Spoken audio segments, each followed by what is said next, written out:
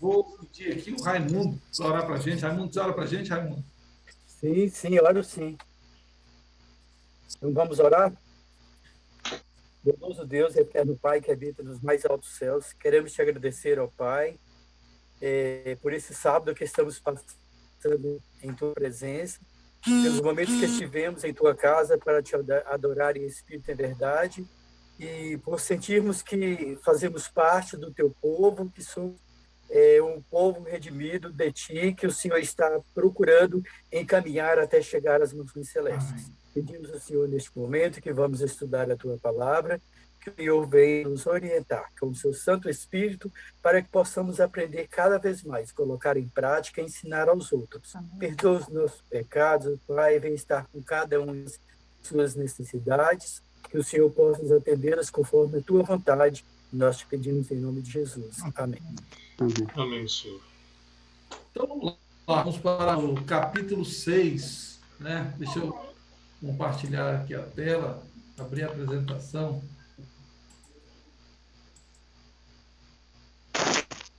Só um minutinho.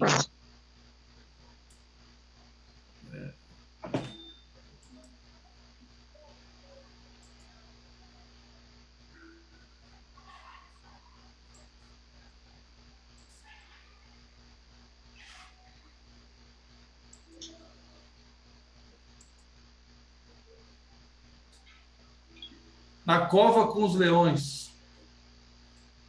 Dormindo com o inimigo. Dormindo com o inimigo. Várias sugestões de... Qual era a outra lá? Então, tem alguém criando o gatinho. Tinha várias sugestões de tema, né, para a gente estudar hoje. Mas a ideia é a seguinte, quando a gente... Qual é o contexto que a gente está aqui, né? O Império Babilônico tinha acabado de ser desativado, né, pelo Medo-Persa. Eles assumem o poder. Foi na semana passada, a gente estudou o capítulo 5. Esse é bem na continuação, bem na sequência, né? Joilton trouxe para a gente ali o Belsazar, a escrita na parede, a mão que escreveu na parede, o Império Persa que assume o comando, desvia o curso do rio, e eles invadem e pega todo mundo ali numa festa, né? E aquela festa já tinha uma mão escrevendo para Belsazar, dizendo: olha, seu tempo passou, você foi pesado na balança e foi achado em falta. E nesse momento começa ali o Império Medo-Persa, com Dario assumindo a parte dos medos, né? Começando ali com Dario. Esse é o contexto. Esse é o contexto de como que começou, como é que começa o capítulo 6. E aí, Dario tinha algumas boas intenções, e a gente percebe isso logo no início do capítulo, que é nos primeiros versos, né? para com Daniel. Quem poderia ler para a gente, está na tela, capítulo 6, versos 1 a 3. Por favor.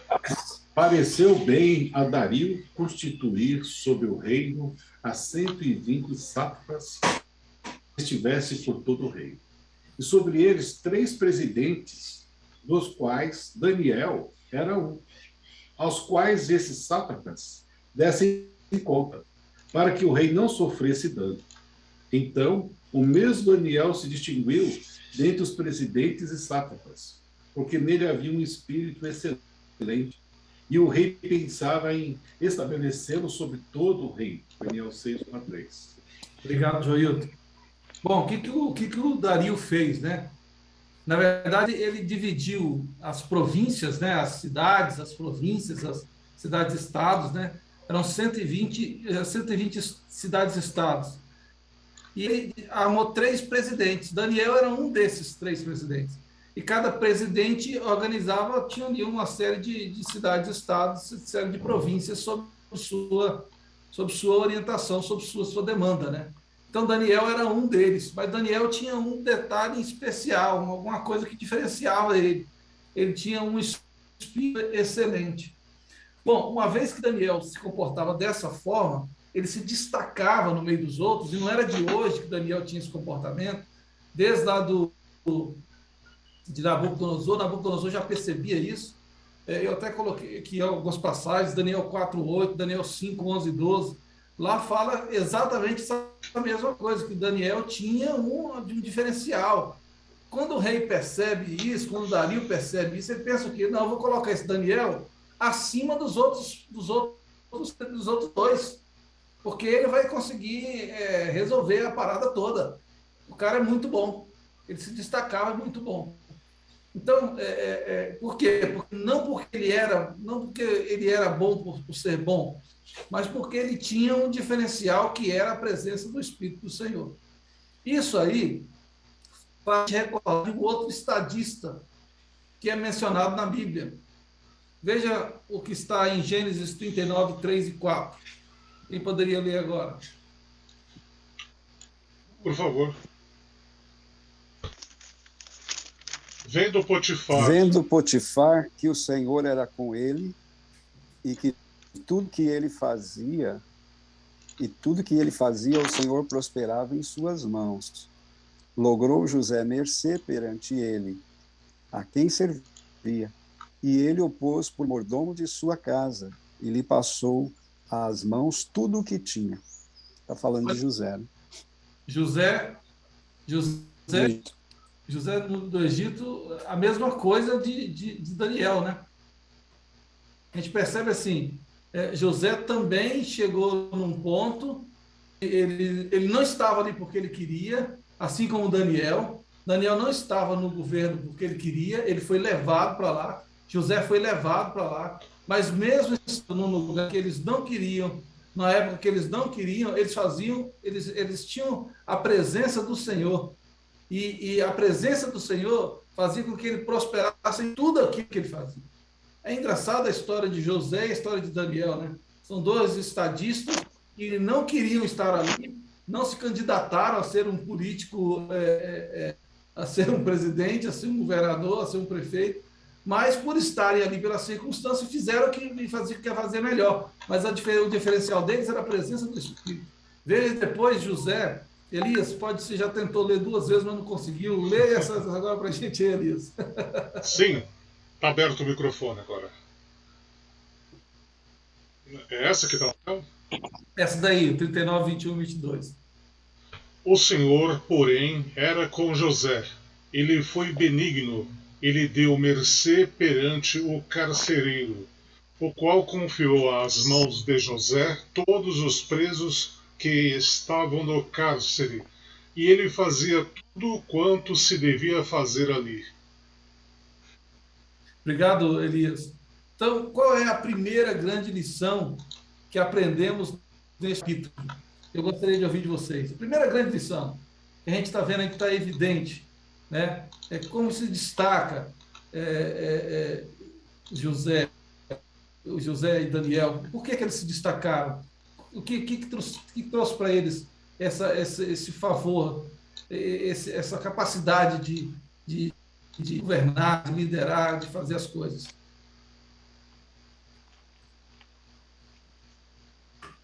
Pode falar. Deus capacitou. Era a presença do Espírito Santo, do Espírito do Senhor, do Espírito de Deus que fazia a diferença na vida de José, correto? Aí eu vou trazer um outro texto. Qual é o segredo do sucesso da perspectiva bíblica? Olha, tem 2 textos bíblicos aí. Um está em Tiago 1,17, outro está em Josué 1,8. O Tiago 1,17 diz que toda boa dádiva, todo dom perfeito são lá do alto, descendo das luzes, em quem não pode existir variação ou sombra de mudança. Josué 1,8 diz: não cesses de falar desse livro da lei, antes medite nele dia e noite, para que tenhas cuidado de fazer tudo quanto nele está escrito, então farás prosperar o teu caminho e serás bem-sucedido. Em outras palavras, em outro texto diz assim: terá sucesso, você terá sucesso. Onde é que está a perspectiva bíblica, então? Qual é o segredo da perspectiva bíblica do sucesso, de ser bem-sucedido? Olhando a história de Daniel, a história de José, eles estavam ali porque eles queriam? Não. Mas, mesmo assim, eles conseguiram ser destaque onde eles estavam. Vamos refletir um pouquinho sobre isso. Eu acho interessante essa parte de Daniel, essa parte de José, como que existe esse paralelo na história dos dois. Ô, Nino, Oi? aqui em Daniel 6, capítulo 4, assim, tem uma parte que fala assim, que Daniel era honesto e direito e ninguém podia acusá-lo de ter feito qualquer coisa errada.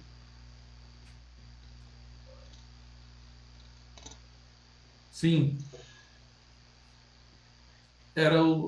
esse era o perfil de Daniel, né? Então, eles disseram uns aos outros, nunca encontremos motivo que tenha a ver com a religião dele.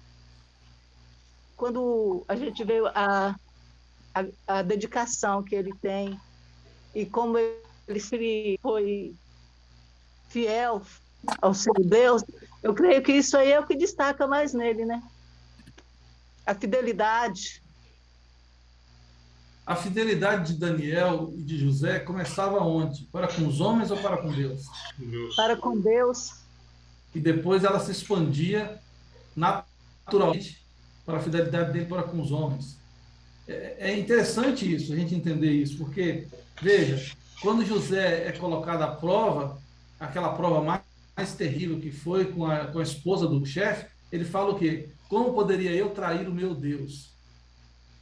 Então, a fidelidade dele primeiro estava para com Deus, era vertical, e depois, naturalmente, ela se transformava em horizontal. É importante a gente verificar isso. Ô, Nino, você falou esse paralelo que há entre Daniel e José. É que todos dois começou com a vida com a adversidade, né? Não tiveram tanta bênção no início, mas eles todos dois botaram no coração ser fiel a Deus a despeito de qualquer situação que eles pudessem enfrentar. E você vê que todos os dois sobressaiu. É importante a gente ver o sucesso desses homens, a vitória deles, que isso também pode ser para nós. Se eu colocar ser fiel no meu coração, a despeito de qualquer coisa que eu estiver passando, porque se Deus não tem prazer no sofrimento do ímpio, muito mais no sofrimento do justo, ou muito menos no sofrimento do justo, ou de qualquer um de nós que somos fiéis a Deus, ou pelo menos procuramos ser. E é com certeza que se eu também botar essa prioridade, o meu foco for Jesus em vez dos meus problemas, eu vou ser igual Daniel e José. Certo? Então, o paralelo é esse aí. Obrigado, eu acho que tanto José quanto Daniel tinha todos os motivos do mundo, se nós formos pensar assim, pelo lado humano, de ter dado errado. Porque nós vemos José ali, José era o filho do... vamos falar hoje, o filho do papai, né? E foi vendido pelos próprios irmãos para uma terra distante, o Egito. Então, ele escravo. E chega lá e vai trabalhar como escravo. Ele era escravo. Só que o que ele aprendeu no passado, que o pai dele ensinava, e os momentos que ele tinha para falar com Deus através das histórias, da conversa do pai, porque o pai já falava sobre Abraão, sobre Isaac, sobre o avô e o bisavô dele. Então, ele aprendeu aquilo ali e ele decidiu a acreditar, a entregar as fichas dele, de onde ele estava, na situação que ele estava. Porque muitas vezes, quando nós encontramos numa situação difícil, nós temos dois caminhos: ou clamar a Deus ou entregar os pontos, como diz, né? E naquele momento ele preferiu confiar em Deus. A mesma coisa foi Daniel. Daniel era de uma linhagem real, foi para Babilônia, né? Foi como escravo também de Babilônia. A própria não dá totalmente a entender que ele era eunuco, mas quando você estuda que todos os reinos que conquistavam os reinos, eles levavam os da família real e, para castigá-los ou vergonha, eles os tornavam eunucos, né? Então, você vê, Daniel também tinha todos os motivos do mundo para errado como deu com com outras pessoas que foram junto com ele. Só que o que ele aprendeu na escola lá, de sacerdotes, as escolas reais que ele aprendeu, os ensinamentos, ele confiou em Deus e colocou em prática. Deus vai justamente onde nós damos a oportunidade para ele entrar. Ele precisava de alguém no Egito e ele precisava de alguém em Babilônia. E ele aproveitou justamente, Deus usou justamente aqueles que resolveram estar do lado dele, entregaram a ele. Porque na hora que é entregue para Daniel a primeira etapa, aí ele não fala, não vou resolver, não vou procurar a Deus. Eu vou procurar saber, com Deus ele vai me revelar. Então, basta a gente ser, quando chegar as provações, os problemas maiores da nossa vida, nós entregarmos a Deus. Entregamos, não vamos tentar resolver da nossa maneira, porque a nossa maneira humana é torta, é errada. E quando nós confiamos em Deus, nós entregamos a Ele, aí tudo é resolvido. Mesmo que demore um pouco, né? Nós vemos no caso de José ficou quantos anos?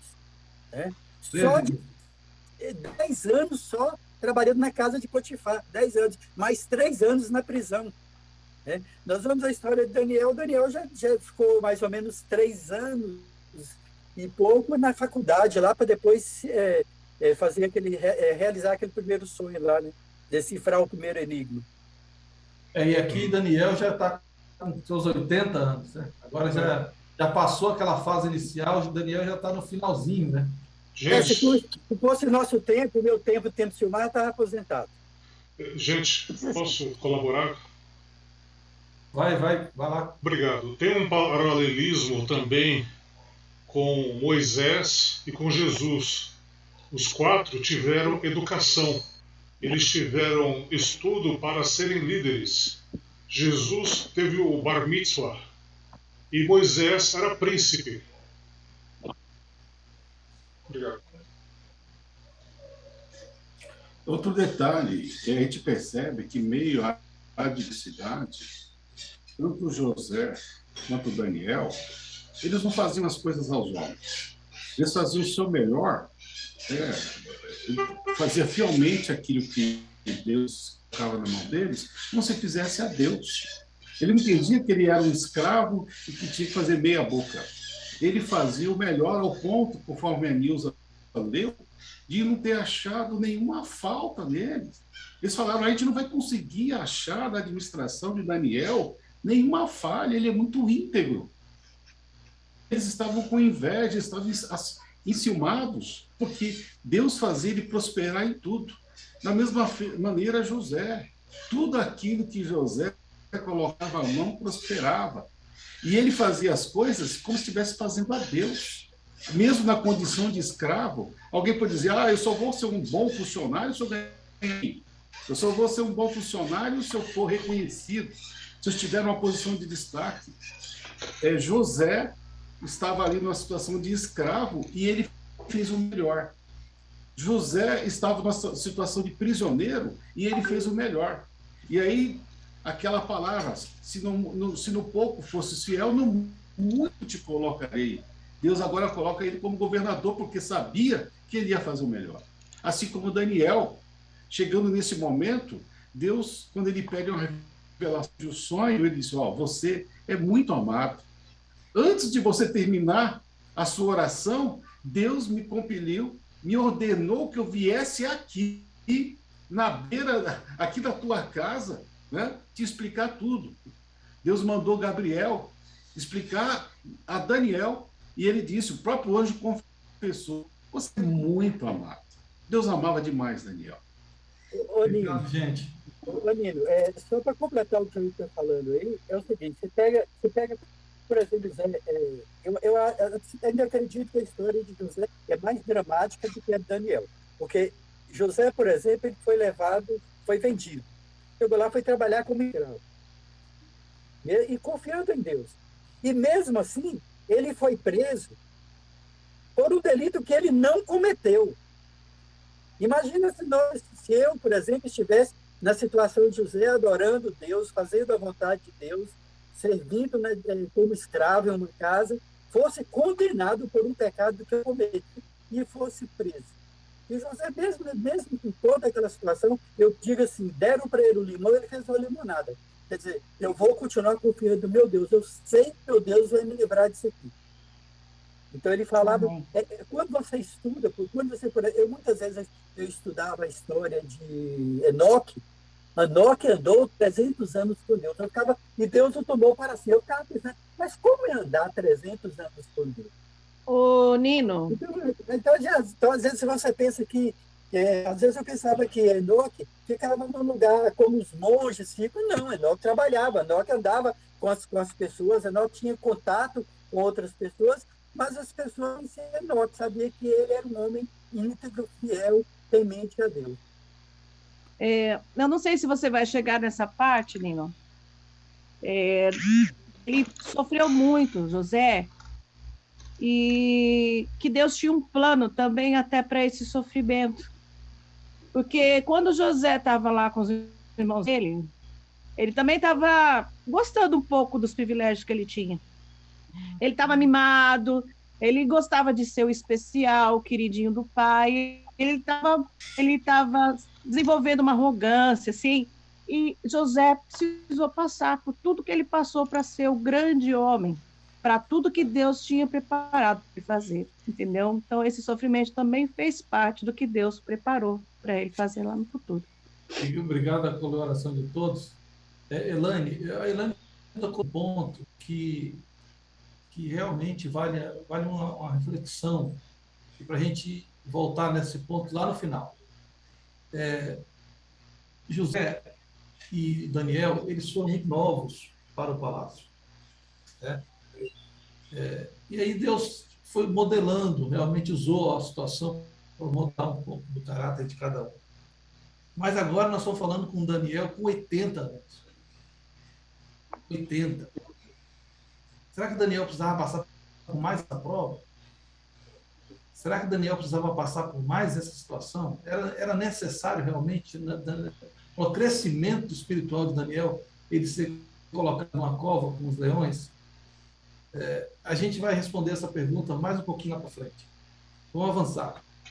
Obrigado, Elaine, obrigado a todos aí que participaram, Raimundo, Hilton. Bom, acho que a gente já tocou nesse ponto aqui, né? Quando Daniel sobe na vida, né, os outros dois presidentes querem puxar o tapete dele, devido à inveja, devido eles não queriam, né? Eles tinham alguns motivos, até listei aqui alguns motivos que eles não gostaram de Daniel. Por que eles não gostaram de Daniel? Primeiro, pelo poder. O poder é uma situação, a inveja vem pelo poder. O cara está crescendo, eu queria estar ali no lugar dele, né? Ele está sendo no cargo. Então, eles perceberam que a intenção do rei. Segundo, que Daniel tinha sido ex-ministro da Babilônia também, do Império Babilônico. Ele atravessou ele era da oposição, dizer assim, né? Ele era do outro partido político. E ele continuou no governo. Peraí, então coisa errada. Por que esse cara ali não nós? Né? E o terceiro ponto é o antissemitismo. Né? Ele era judeu. Por que não nós que somos medo-persas? Por que tem que ser ele o grande destaque? Né? Então, assim, pelo menos três motivos para eles não quererem Daniel no trono. Primeiro, por causa do poder mesmo. Por causa do poder. Segundo, por ele ter atravessado um outro governo. Eles não achavam justo isso, talvez. E terceiro, porque eles não eram da linhagem dos medo-persas. Ele era dos judeus. Então, a gente vê essa situação. Mas aí a gente vê logo, na sequência, o que Nilza leu aí. Alguém poderia ler novamente o verso 5. O desespero deles, né? Então eles disseram uns aos outros: nunca encontraremos motivo para acusar Daniel, a não ser que seja alguma coisa que tenha a ver com a religião dele. Ou seja, o cara era, acho que o Toilton comentou um pouco sobre isso, o cara era perfeito naquilo que ele fazia. Ele não deixava, como dizia Silmar, eu trabalhei com o Silmar um tempo, e o Silmar falava assim: menina, a gente não pode deixar o rabo. Você lembra, Silmar? Se a gente deixar o rabo, o nego pisa em cima. Essa era os ensinamentos do mestre Silmar. A gente tinha que andar sempre na linha direitinho. Imagina, 80 anos, 70 anos de serviço ali e nunca Daniel deixou o rabo.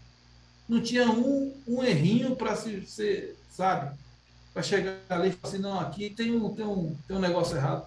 Daniel trabalhou terrivelmente bem, né? Não sei que existe esse exagero.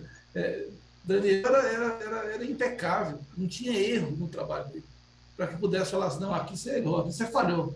Aqui esse cafezinho que você tomou aqui, ó, tá errado, você não tirou nota fiscal.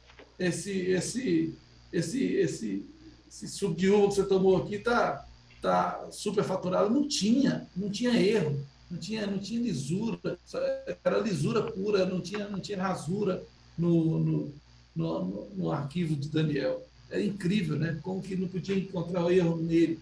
Então, eles preparam praticamente um dossiê, né, sobre a vida de Daniel. Eu fico imaginando assim, né? Um dossiê Daniel. Por quê? Porque souberam tudo da vida de Daniel. E, ao final disso aí, eles chegaram na seguinte conclusão. Bom, na verdade, quando eu vejo essa história de Daniel dessa forma, eu me lembro do livro Educação da senhora White. Quando eu estudo a história de Daniel, normalmente, quando eu leio esse texto, me vem à mente esse texto de Educação de Ellen White, que diz assim: o mundo precisa de homens.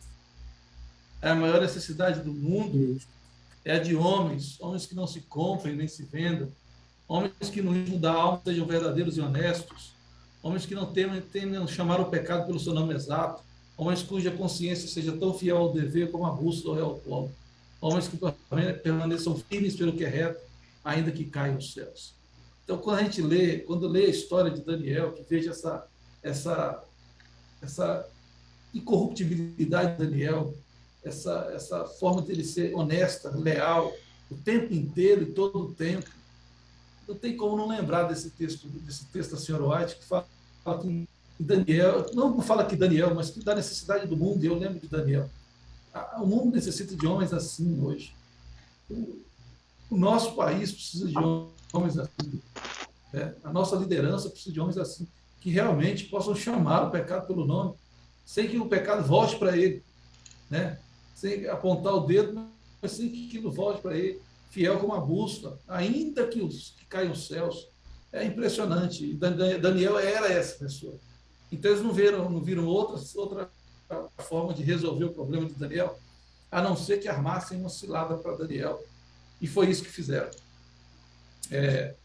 Capítulo 6, versos 6 a 9. Quem pode ler para a gente? Eu posto. E assim os supervisores e os sátrapas, com um acordo, foram falar com o rei. Ó rei Dario, vive para sempre. Todos os supervisores reais, os prefeitos, os sátrapas, os conselheiros e os governadores concordaram em que o rei deve emitir um decreto ordenando que todo aquele que orar a qualquer deus ou a qualquer homem nos próximos 30 dias, exceto a ti, ó rei, seja atirado na cova dos leões. Agora, ó rei, emite o decreto e assina para que não seja alterado, conforme a lei dos medos e persas, que não pode ser revogada. E o rei Dario assinou o decreto. Bom, onde é que começa o erro aqui, hein? Onde o é que está? Assinar o decreto. Isso, e eles falam como se todos estivessem de acordo, né? Logo no início do verso, falam assim, todos os superintendentes, né, todos os presidentes, e nem todos, né? O negócio foi feito meio que Daniel, que era um dos presidentes, ele não estava de acordo com isso, certamente. Né? Então, Nino, isso lembra que muitas coisas, que a gente ouve muita reportagem, muitas coisas, às vezes, no nosso país, é resolvido na calada da noite, então, porque nem todo mundo está sabendo. Então, na verdade, quando eles falam todos, como eles já tinham Daniel em vista, e sabiam onde era o ponto fraco de Daniel, né, que para eles era um ponto fraco, e para Daniel era um ponto forte, era onde ele conseguia, era o alicerce dele. Então, eles não precisavam falar com Daniel. Então, para falar com o rei, não, Daniel está sabendo. Eles usam de mentira, usaram de insinuação para conquistar e trabalhar com o rei e alcançar aquele objetivo que eles queriam. Veja o comentário bíblico adventista que fala sobre isso. Um exame atento aos hábitos de Daniel, uma observação minuciosa do seu trato com companheiros e subordinados e cuidadosa verificação dos registros não revelaram irregularidades que deram motivos a queixas ou acusações. Contudo, os inimigos de Daniel descobriram que ele jamais adorava em nenhum dos templos de Babilônia, nem participava de qualquer cerimônia religiosa pagã. Sem dúvida, notaram que todos os sábados, o dia de descanso prescrito na lei de seu Deus, ele se ausentava de seu escritório. Certamente imaginaram que seus momentos de oração interferiam no seus deveres oficiais. Então, essa foi uma percepção, né, do comentário bíblico adventista, que eles percebem o seguinte, que ele não ia, na verdade, eles fizeram uma investigação bem forte na vida de Daniel, para chegarem nesse ponto aí.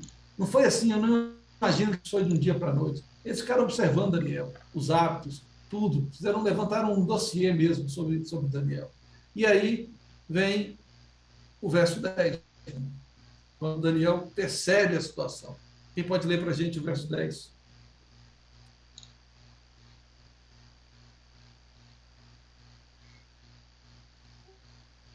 Daniel, pois, quando soube que a escritura estava assinada, entrou em sua casa e em cima, no seu quarto, onde havia janelas abertas do lado de Jerusalém, 3 vezes por dia se punha de joelhos e orava e dava graças diante do seu Deus, como costumava fazer.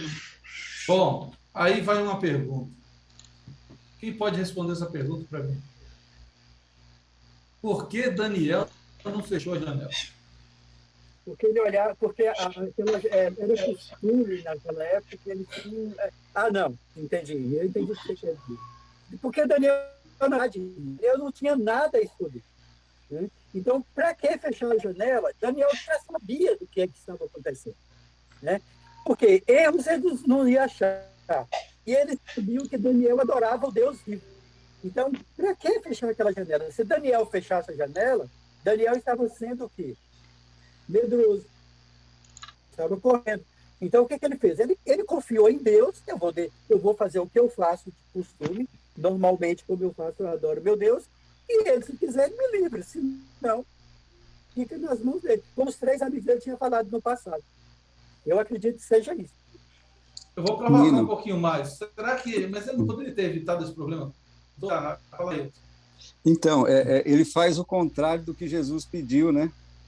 Porque Jesus diz, entra no teu quarto e fecha a tua porta e ora ao teu pai que está em secreto. Teu pai que vê em secreto te recompensará. Na realidade, ele queria ser visto mesmo. O testemunho dele era esse. Ele queria mesmo ser visto e ele não tinha nada a esconder e ele foi... Ele falou assim, olha, eu vou mostrar para eles que eu não temo. Aqui entra um outro aspecto que também me chama a atenção, Nino, quando as pessoas falam onde estava Daniel quando os 3 amigos foram parar dentro da fornalha, né? Agora eu pergunto, onde estavam os amigos agora com Daniel?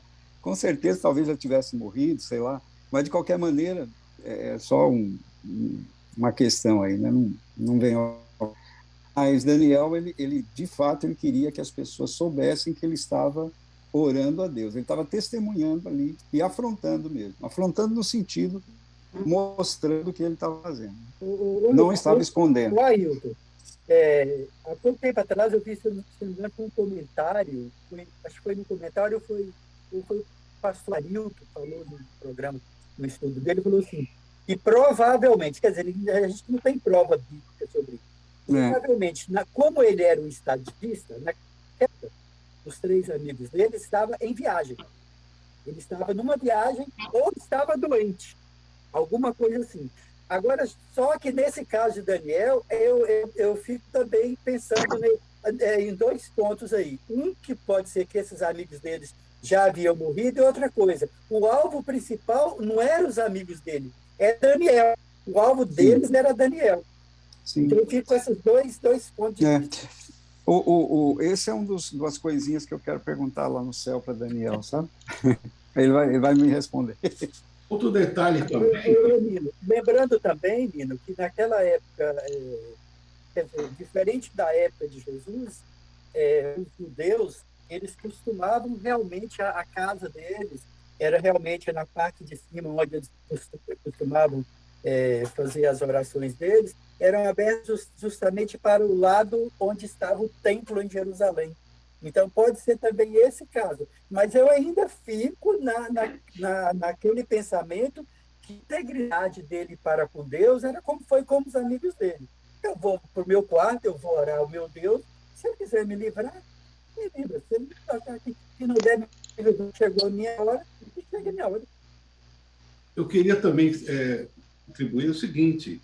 Em 1 Reis, logo no versículo 30, na oração de Salomão, ele fez um pedido a Deus. Ouve as súplicas do teu servo e de Israel, o teu povo, quando orarem voltados para este lugar. Ouve dos céus, lugar da tua habitação, e quando ouvires, dá-lhe o teu perdão. Então, era costume de Deus orarem voltados para o templo. E eu acredito que Daniel, como líder, ele queria dar um exemplo para todos os outros hebreus que moravam ali naquela região, que eles deveriam lembrar da promessa e da oração de Salomão e orarem voltados para o templo.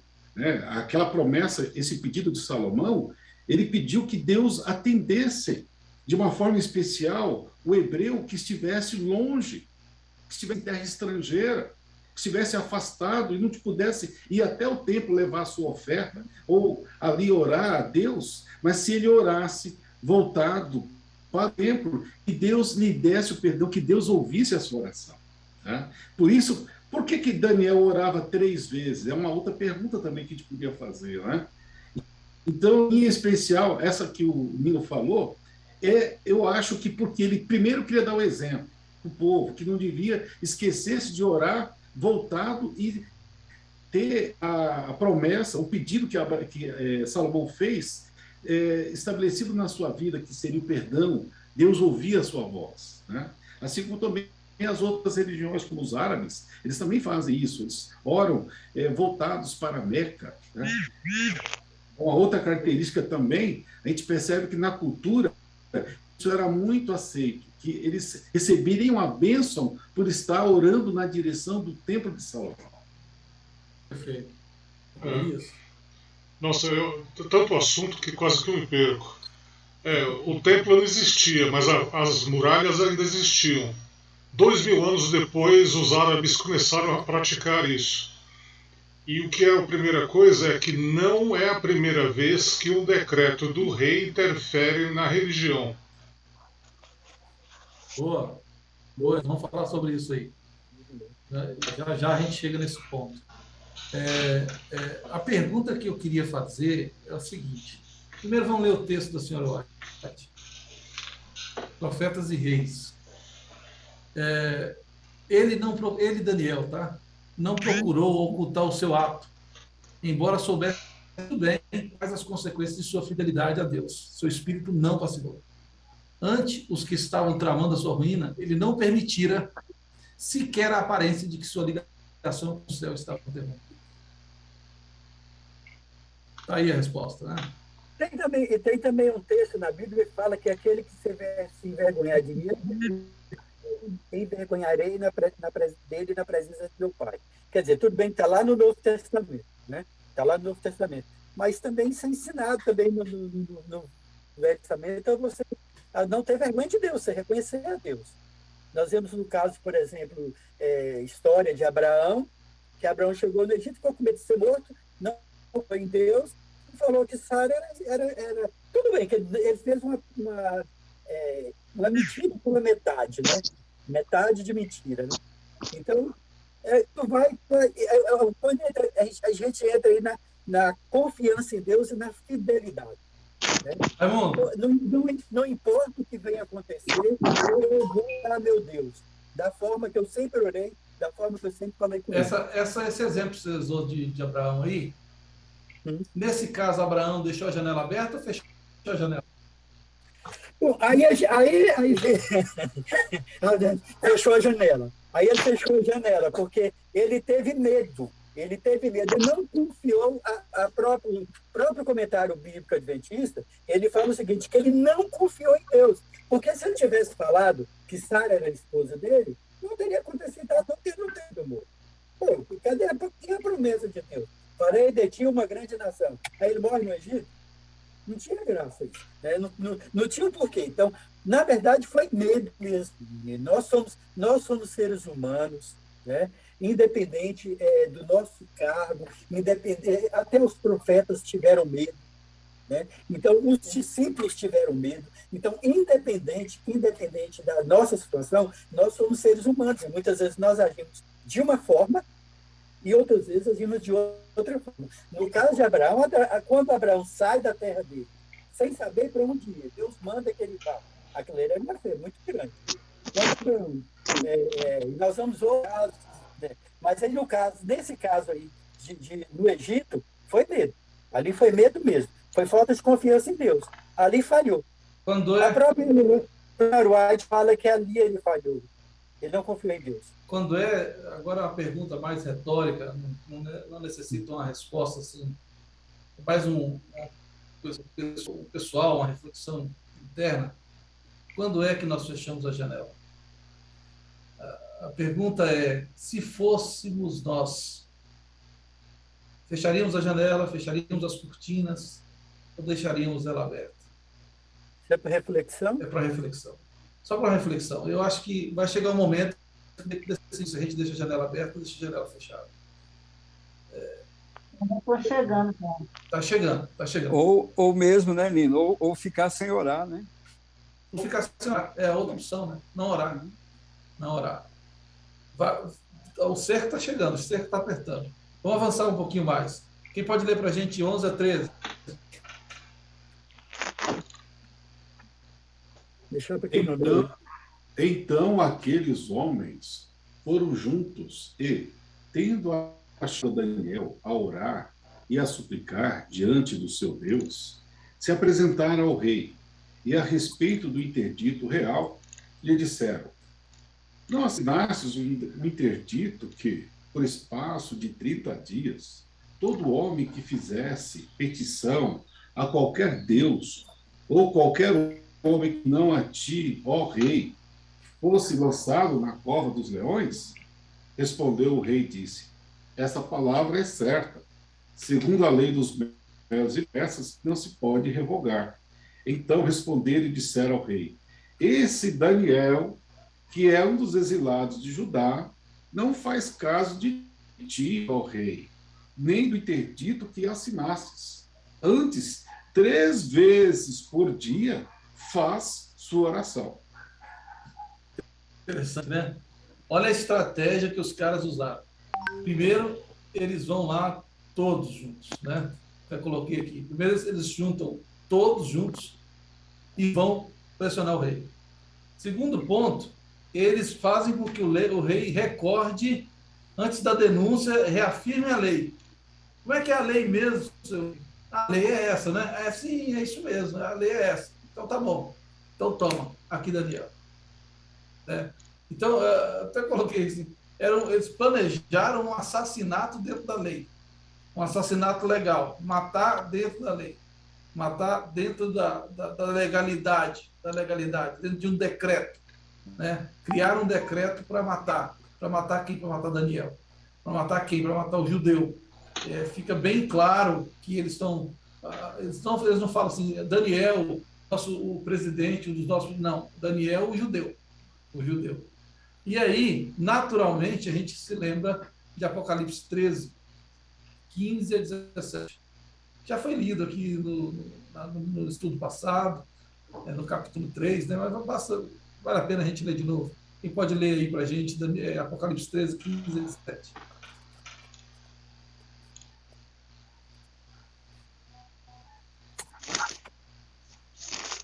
Beleza? 15 a 17? 15 a 17. Então vamos lá.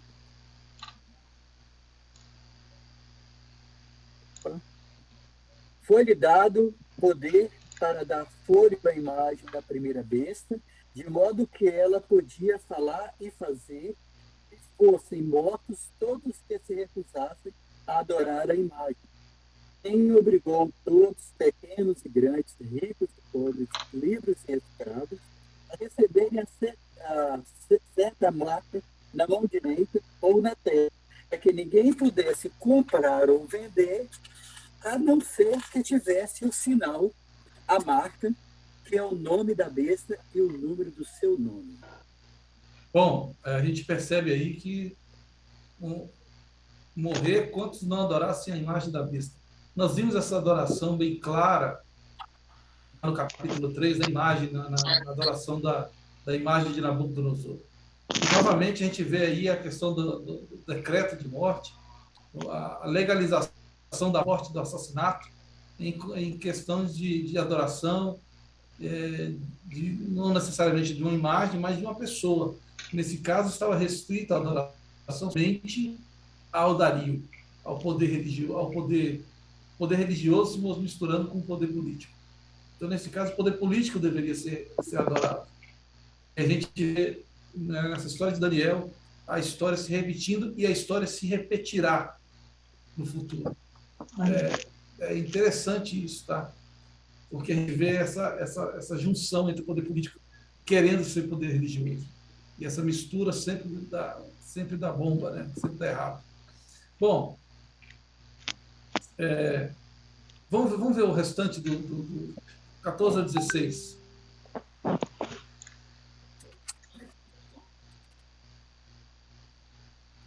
Quando o rei ouviu isso, ficou muito contrariado e decidiu salvar Daniel. Até o pôr do sol, fez o possível para livrá-lo. Mas eles disseram: lembra-te, ó rei, de que, segundo a lei dos medos e dos persas, nenhum decreto ou edito do rei pode ser modificado. Então o rei deu ordens e eles trouxeram Daniel e o jogaram na cova dos leões. O rei, porém, disse a Daniel que o seu Deus, a quem você serve continuamente, o livre. Se Dario tivesse percebido o que estava por trás da cilada dos compassos lá, ele não teria permitido, porque, pelo que a gente percebe, Dario tinha uma certa afinidade com Daniel, ele tinha uma certa idade de relação de amizade com Daniel. Mas Dario foi facilmente enganado. Por quê? Qual foi a estratégia que eles usaram para ganhar? Dario, sem pensar direito, ele assinou o decreto. Nino, o que me faz lembrar um pouco aí o seguinte: Dario conhecia Daniel. Dario sabia que Daniel não adorava nada além do que o Deus verdadeiro. Então, eu acho que nesse momento aí, a falha de Dario, mesmo ele gostando de Daniel, é aquilo que nós chamamos de... Como é que é? Quando nós queremos adoração para nós, nós estamos sendo... Não é idólatra. Me fugiu a palavra. Entendeu? Então, na verdade, assim, ele foi aquilo ali. É presunção? Oi? Presunção? Lisonja. Oi? Lisonja. Mas é uma mistura disso aí tudo.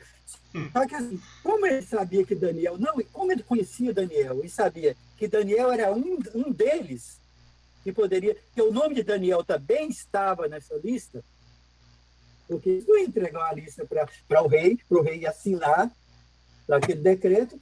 Se todos nós estamos de acordo, Daniel também teria que estar de acordo. Então, o nome de Daniel estava ali. Então, alguma coisa estava errada, entendeu? No meu pensar, assim, alguma coisa estava errada. Então, não me vem a palavra correta. Quando nós gostamos de nós mesmos, nós queremos adoração para nós. Como eu esqueci um egocentrismo. Isso, o egoísmo. Ali partiu uma parte de egoísmo, entendeu? De ele ser adorado. E aí ele esqueceu de Daniel. Ele esqueceu da amizade. Será que se a frase estivesse assim, olha essa frase negrita aí, o interdito que todo homem que por espaço de 30 dias fizer qualquer oração, ó rei, seja lançado das covas dos leões. Se não tivesse a qualquer Deus ou a qualquer homem, e não a ti, será que esse e não a ti não tem uma... Se não tivesse essa parte, será que o rei teria entrado nessa? Ele usou uma frase chamada lisonja, né? Ele se sentiu envaidecido, da mesma forma que Nabucodonosor... Você falou a palavra que eu queria, Lídia, vaidade. Você usou a palavra que eu queria. A palavra minha era vaidade. Houve a vaidade da parte do rei no momento de Daniel. Da mesma forma que Nabucodonosor, quando viu falar lá que ele era cabeça de ouro, ele falou, opa, né, deram ideia para ele, então faz uma estátua de ouro. Então, ele também se sentiu naquele momento envaidecido. Ele seria um Deus. Por 30 dias, ele seria um Deus único, né, a quem todos prestariam culto. E a gente tem outros casos assim na Bíblia, tem até o Herodes lá, que foi devorado por bichos, né? Porque também o povo aclamou ele como Deus e ele gostou daquilo ali, não corrigiu o povo e ali mesmo ele se acabou, né? Aí na hora que ele assina o decreto, entendeu? Na vaidade dele, sem pensar na consequência que ele não lembrou de Daniel. Naquele momento ele não lembrou de Daniel. Depois que ele assina o decreto e que ele descobre, que eles vêm e apresenta para o rei, ele fala assim, nossa... O que eu fiz? O que eu vou resolver agora? E ele tenta, né? E ele tenta resolver, mas os caras estão nas custas dele lá. Olha, você não tem o que fazer, não tem como revogar. É lei dos Medos e Persas e não volta. Com licença, eu posso enriquecer com um testemunho rápido, 2, 3 minutos no máximo, por favor. Vai lá, Elias. Isso acontece nos dias de hoje. Em nome de Deus, manda-se matar, manda-se separar da família. A história é a seguinte: a senhora tem 80 anos, provavelmente a mesma idade de Daniel nessa história, nessa época. Ela tem 80 anos de idade, sempre pertenceu àquela comunidade religiosa. Ela e a família dela, pertencente àquela igreja, não faltava um culto. E estava acontecendo que estavam construindo mais uma igreja. E ela foi convocada para ser servente de pedreiro. E, coincidentemente, ela teve que ir ao médico porque estava doente, estava passando muito mal.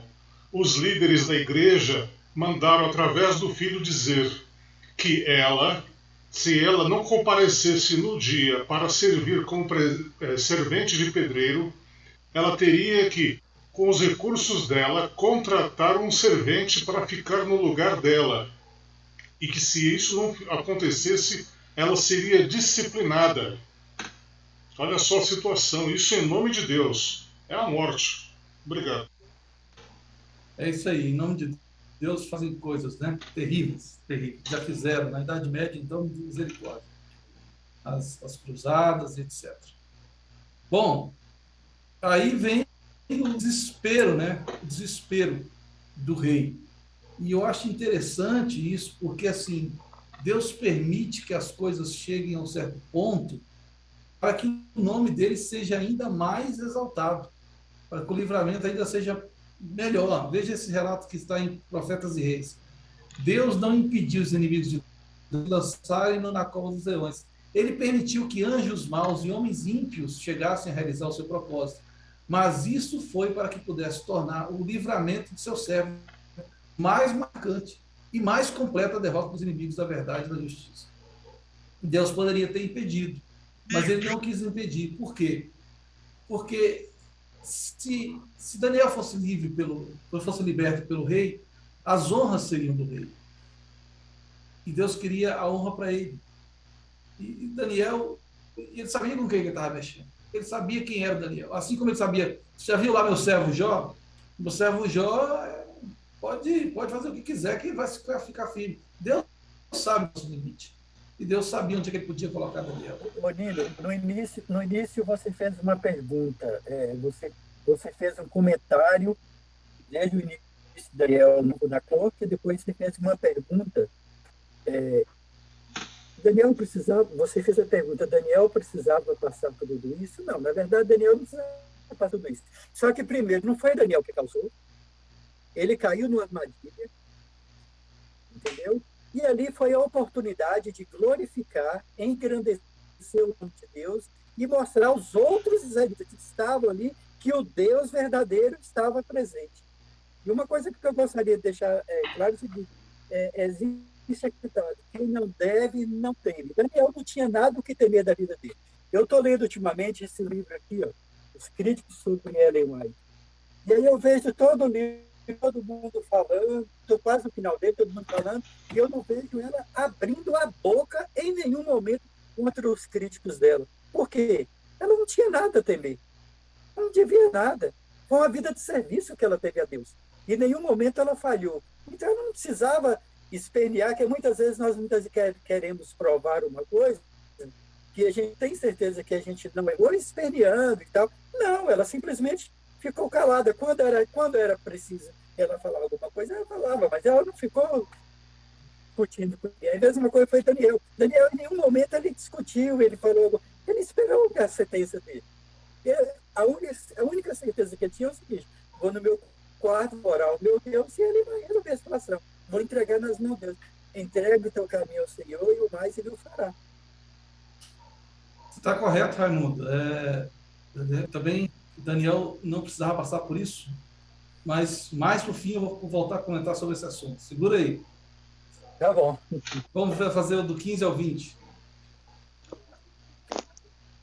Então, aqueles homens foram juntos ao rei e lhe disseram, sabe, ó rei, que é lei dos medos e dos persas que nenhum interdito ou decreto que o rei sancione se pode mudar. Então o rei ordenou que trouxesse a Daniel e o lançasse na cova dos leões. Disse o rei a Daniel, o teu Deus, a quem tu continuamente serve, e ele te livre. Foi trazida uma pedra e posta sobre a boca da cova. Selou-a o rei com seu próprio anel e com o dos seus grandes, para que nada se mudasse a respeito de Daniel. Então o rei se dirigiu para o seu palácio, passou a noite em jejum e não se deixou trazer à sua presença instrumentos de música e fugiu dele o sono. Pela manhã, ao romper do dia, levantou-se o rei e foi com pressa à cova dos leões. Chegando-se ele à cova, chamou Daniel com voz triste. Disse o rei a Daniel, Daniel, servo do Deus vivo, dá-se-ia o caso que o teu Deus, a quem tu continuamente serves, tenha podido livrar-te dos leões?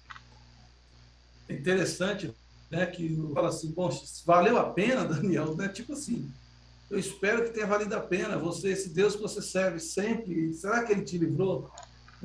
Essa pergunta é bastante interessante, porque 2 ou 3 vezes ele menciona o Deus a quem tu continuamente serves. Isso era uma característica da vida de Daniel que estava enraizada na mente do rei. E a gente percebe essa questão muito nítida, né? Com licença. Queria falar, Elias? Sim, há uma coisa interessante na história. O rei, ele tem a fé no Deus de Daniel. Senão, ele não estaria lá. Ele teria certeza que ele já teria morto. Ele tinha uma esperança, né, Elias? Ele tinha uma esperança. Será que, por acaso, dá-se o caso de que teu Deus, a quem tu tenha te podido livrar?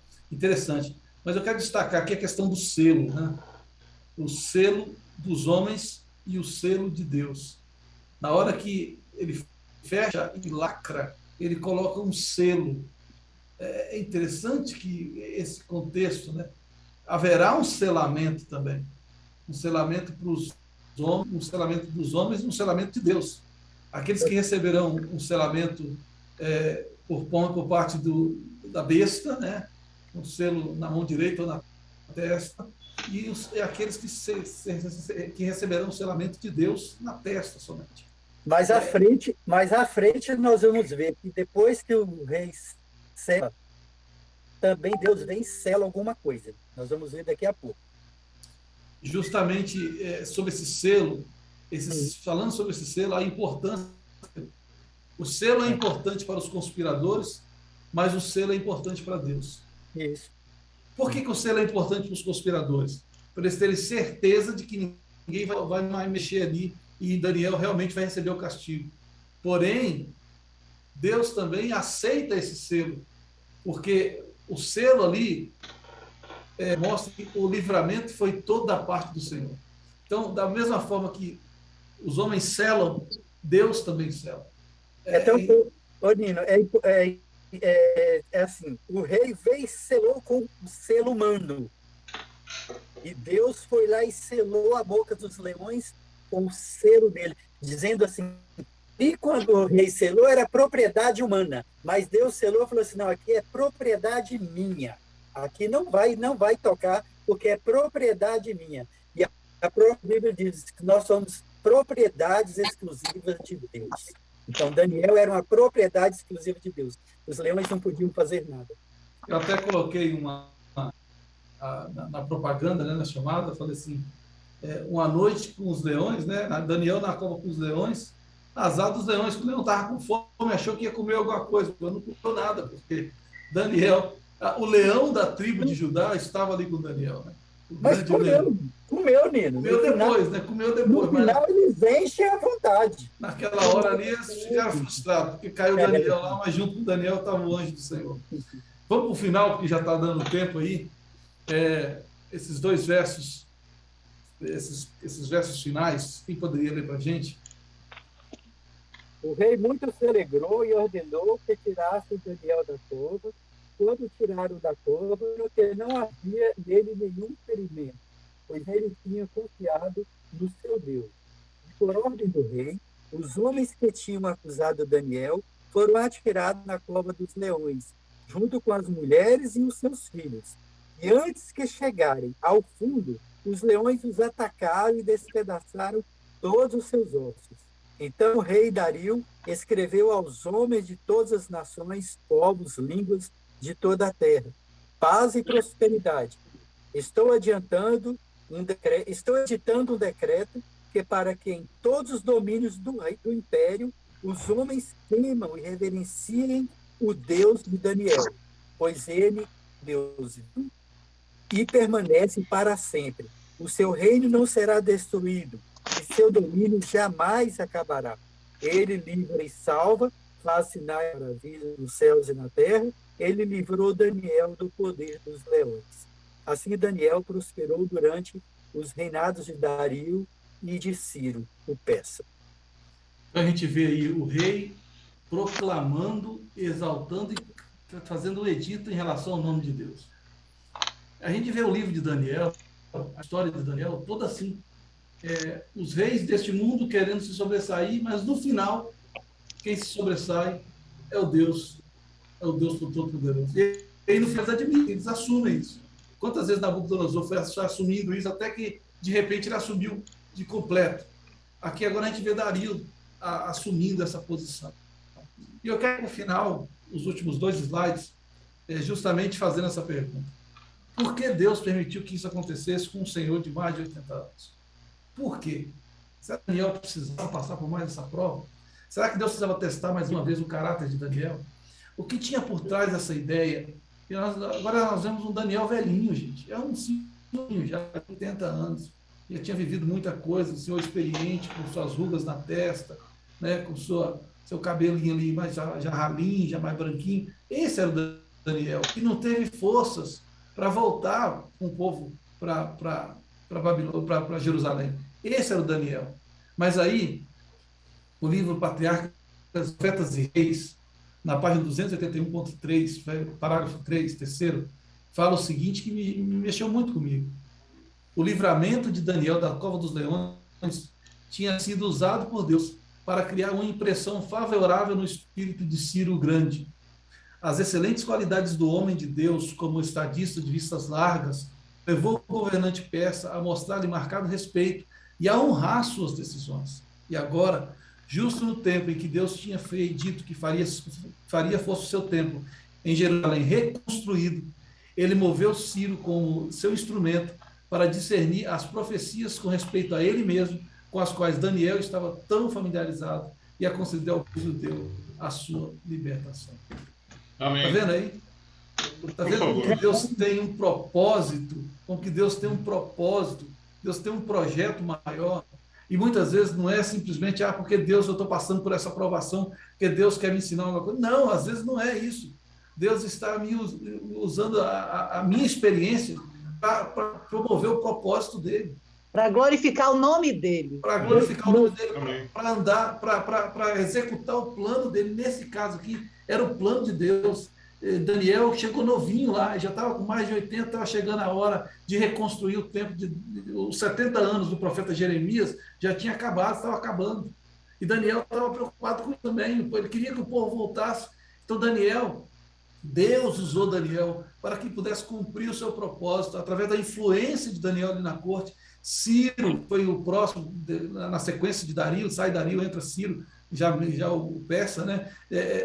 Ciro, ele recebe a influência de Daniel, e o coração de Deus usa a influência de Daniel. E nós vamos ver mais para frente ali, que no capítulo 10, a batalha espiritual que existia para tomar essa decisão, porque lá na reconstrução do templo estava acontecendo uns problemas com Neemias, lá com Esdras, o Sambalate, Tobias, e aí manda a fofocaiada. Veja, gente, existe um grande conflito, a gente precisa entender essa questão. Existe um grande conflito que nós não conseguimos entender tudo que está por detrás da cortina. Mas Daniel simplesmente falou assim: eis-me aqui, eu estou aqui e vou continuar sendo fiel. Deus usou Daniel para fazer dele um instrumento, mesmo com seus 80 anos de idade, mas Deus sabia com quem que ele estava mexendo. Assim como ele fez com Jó, ele sabia onde é que podia ir a fé de Daniel. Agora, eu vou dizer uma coisa para vocês. Nós estamos... Pode completar, pode completar. Nós estamos passando por dificuldades. Cada um de nós aqui temos as nossas lutas, os nossos desafios. Cada um está passando por seus problemas, suas barreiras. Cada um de nós temos a nossa batalha a ser travada. Uns mais fortes, uns há mais tempo, outros há menos tempo. Uns com dificuldade, uma montanha maior superar, outros com menor. Mas a gente tem que entender que existe um grande conflito, gente. À luz desse grande conflito, existe uma batalha. E essa batalha, Deus está querendo trazer pessoas para perto de si. Alcançar pessoas, concluir sua obra, pregar o evangelho, fazer o seu plano ser executado. E às vezes, salvação. E o propósito de Deus sempre é salvação. Então, esse propósito de Deus, ele nos usa como ferramentas, como discípulos, como pessoas nas mãos dele. Ele sabe o que a gente vai suportar. Então, ele permite que a gente suporte provações, perdas, mortes, situações, separações, porque Deus sabe que tem um propósito maior. E quando a gente chegar lá na frente, a gente olhar para trás, a gente falar assim: faria tudo de novo, porque Deus sabe o melhor na nossa vida. Então, que a gente possa realmente olhar para esse grande conflito, a gente olhar as dificuldades que nós temos. Veja, se Deus não poupou Daniel com 80 anos de idade para que o propósito pudesse ser cumprido e executado, eu tenho certeza que eu olharia para trás e falaria assim: para construir Jerusalém, para reconstruir o templo, mas 10 vezes eu vou lá com esses leões. Pode me colocar lá dentro 10 vezes, eu passo por isso de novo. Então, assim, quando a gente chegar no futuro, que a gente olhar para trás, e quando a gente vê que as pessoas que a gente gostava, que a gente amava, que a gente nos deixou, que a gente perceber as dificuldades que a gente está passando, nós vamos entender o seguinte: valeu a pena, Senhor, valeu a pena, porque foi para a honra e glória, para a salvação de pessoas, para a honra e glória do teu nome. Ô, Nilo, eu quero fazer uma pergunta rapidinho para você ou para alguém que quiser responder. Por que Dario saiu e entrou Ciro, e quando foi isso? Bom, Dario, porque é o seguinte, lembra do chifre pequeno? Bom, a gente vai entender isso um pouquinho mais para frente, do capítulo 7, mas a profecia diz que eram medos e persas, e um chifre fica maior do que o outro. Então, o que acontece? A turma de Ciro acaba ficando mais forte, e aí era uma junção de dois reinos, os medos e os persas. Só que os medos ficam mais fracos, os persas acabam avançando, e aí eles acabam tomando conta do reino, e essa substituição é natural. Nino, e tem alguns teólogos também que falam o seguinte, que quando Dario assume, Dario está com 62 anos, já estava velho. E outra coisa, por ele ter 62 anos, foi concedido para ele, entendeu? Ser o primeiro rei. Então, depois passa para o Ciro. Então, o mais importante que eu queria dizer é o seguinte, Nino. Deus usou Daniel para converter Nabucodonosor. Era um outro império. E Deus usou Daniel, mais uma vez, para converter Dario. Porque desse reino, desse segundo reino, viria a saída dos israelitas voltando para a sua terra. É isso aí. E não só Dario. No momento que a notícia se espalhou, o Facebook ali, os medo-persas, o WhatsApp e o próprio decreto real dizendo do livramento que Deus tinha feito. Isso fortaleceu a fé dos cativos, isso revelou o verdadeiro Deus aos medos-persas. Eles começaram a refletir, mas como? Como Deus pode livrar como esse?